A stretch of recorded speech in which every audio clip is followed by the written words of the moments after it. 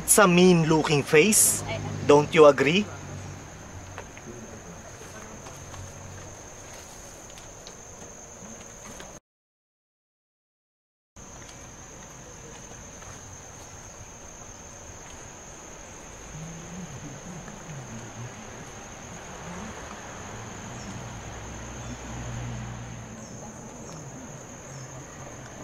Honda ADV 160. A scooter. Yep, a scooter.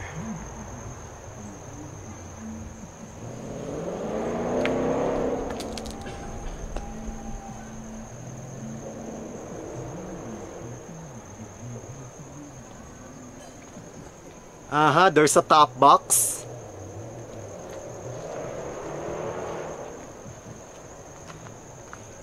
FYI, the top box is just plastic.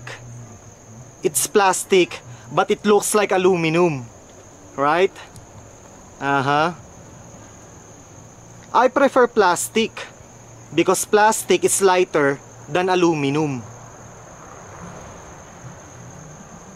So, by putting a plastic top box, it's more convenient for the rider because it's lighter and what's the right word for it? I forgot the right word, the exact word. But yeah, plastic is better if you will ask me because it's lighter than aluminum.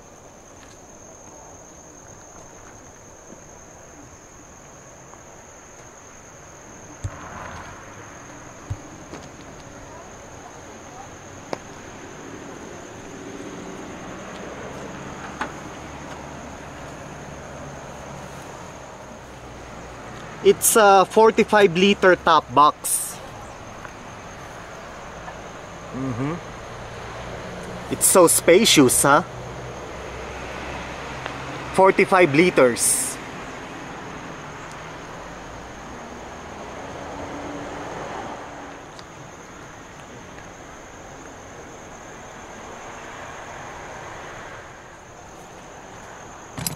Okay.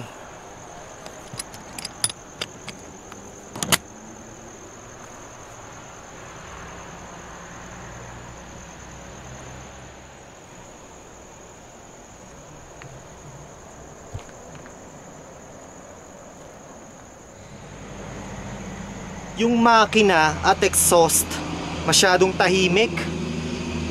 Masyadong tahimik yung makina tsaka yung exhaust. Delikado rin yung masyadong tahimik eh. Kasi hindi ka naririnig ng mga pulpol na driver at mga pulpol na rider. Ang dami pa naman nila sa kalsada. Kaya maganda maglagay ka ng aftermarket exhaust. Yung maingay. Para naririnig ka sa kalsada. Para naririnig ka ng mga pulpol driver at pulpol rider. O with S pala, pulpol drivers at pulpol riders. Pero wag kayong maglalagay ng mga peking exhaust. Sisirain nun yung makina ng scooter nyo, tsaka maaapektuhan ang performance ng scooter nyo. Maglagay kayo yung original. Kasi hindi lang yan about puro ingay. Mahalaga din yung performance. Yung performance ng exhaust.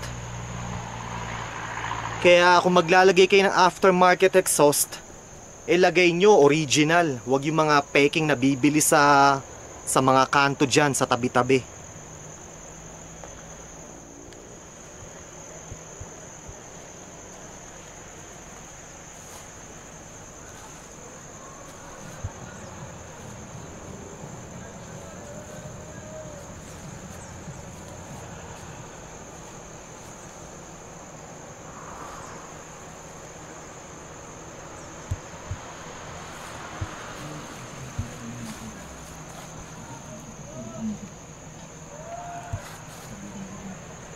With ABS in the front, no ABS here at the back, but there is traction control.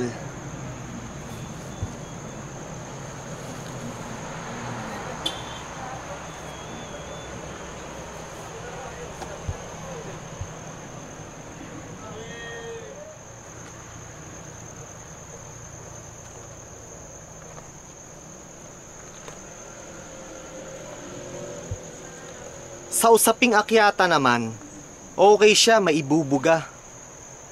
Kasi ilang beses ko na rin inakyat to sa canyons eh. May angkas pa ako ah. Okay naman, walang problema sa akyatan. Hindi naman siya gumagapang sa akyatan. Okay na okay.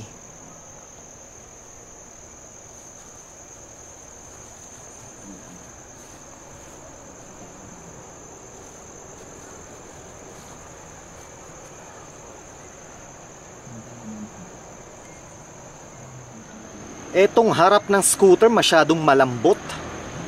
Etong handlebar, tignan nyo, masyadong malambot, masyadong magaang. Ang problema dito, pagka yung slow traffic, usad pagong, tapos syempre nakasunod ka sa likod ng sasakyan, pagka mabagal ang takbo mo, para ka nagbibisikleta, yung nagwawabol-wabol tong handlebar. Kasi nga syempre mabagal yung takbo mo eh. So, nagwawahabol-wabol siya kasi nga masyadong magaang. Yun ang ayoko dito sa scooter na to. Masyadong magaang tong harap. Etong handlebar, masyadong magaang, masyadong mawabol. At slow speed. Pero pagka yung high speed naman, tumatakbo ko ng 70, 80 70, 80 kilometers per hour. Okay naman siya. Hindi siya nagwawabol, hindi rin siya nagwiwiggle. Yun lang talaga pagka slow speed, pagka yung mga traffic, heavy traffic, dahil mabagal ang takbo mo, binabalance mo tong scooter, nagwawabol-wabol siya para ka nagra-ride ng bisikleta. Tinignan nga yan ng mekaniko eh. Sabi ng mekaniko, masyado nga daw malambot yung harap. Masyado daw magaang at malambot yung handlebar.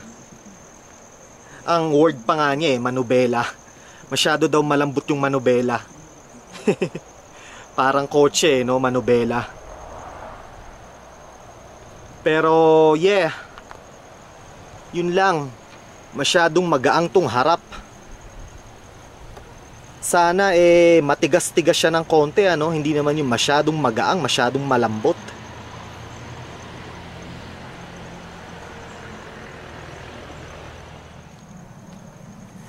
Ang ganda ng rims nitong scooter na to. Matte bronze or matte bronze. Ganda astig. Bumagay sa pagka matte black nitong scooter.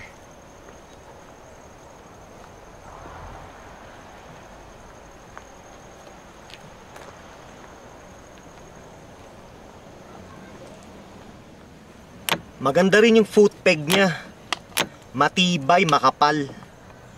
Maganda, hindi cheap. Hindi poor quality.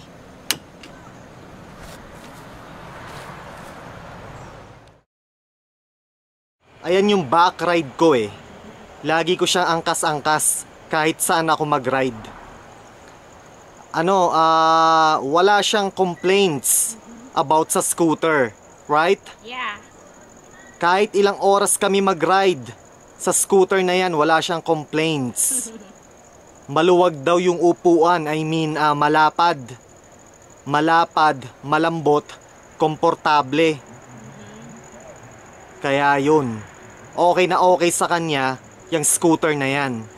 Tama? Yes. Pasado sa'yo yung scooter na yan? Yes. Okay na okay? Yung kulay, okay ba? Matte black?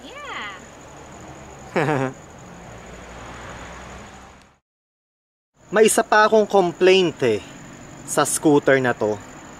Yung handlebar niya hindi ganun kataas.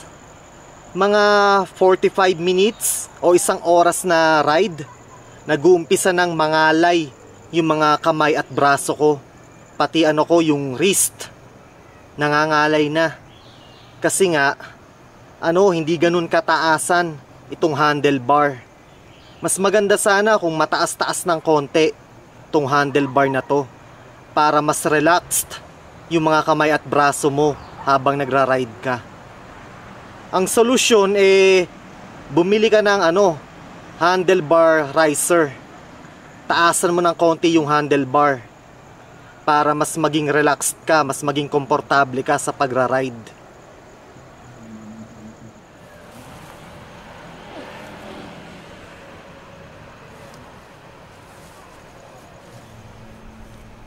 I like this top box. It looks like aluminum, but it's not. It's plastic. Nice, ah.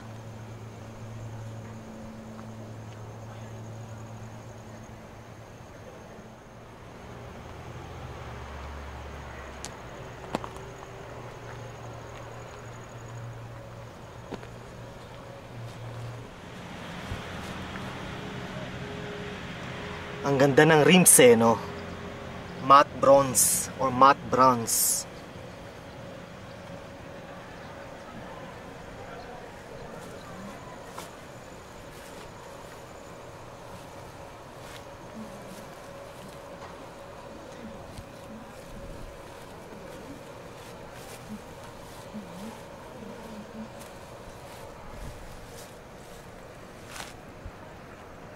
It's a mean looking face, right guys?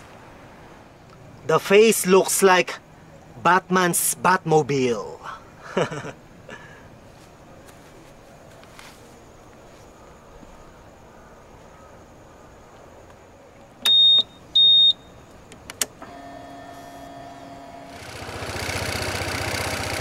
Ang lakas ng vibration. Yung cold engine start. Ang lakas ng vibration. Nakikita nyo ba sa video? Ang lakas ng vibration itong side mirror, oh.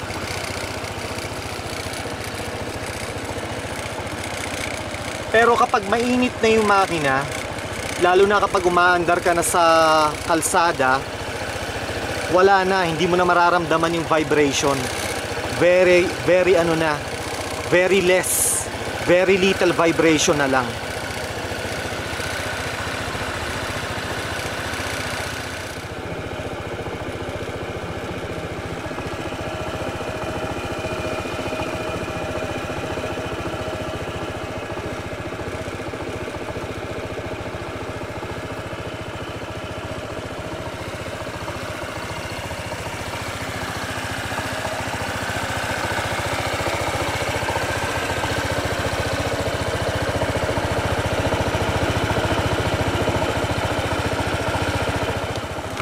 Yan.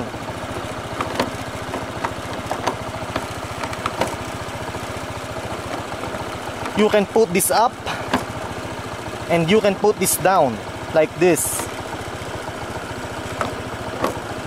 Based on my experience, there is more wind drag if the windshield is up like this. There is more wind drag. There is less wind drag if the windshield is down like this.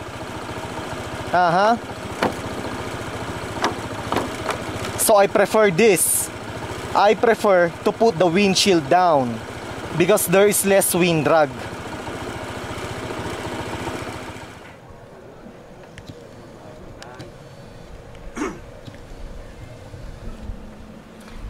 Okay, we're done here. We are done. So, folks, see you in the canyons. It's time to carve. It's time to canyon carve. Canyon carving. Let's hit the corners. Ha ha ha.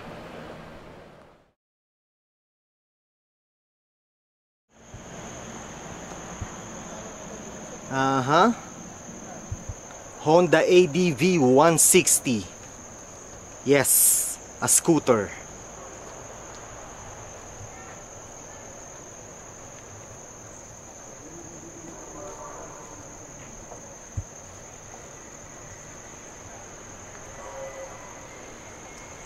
With a black top box.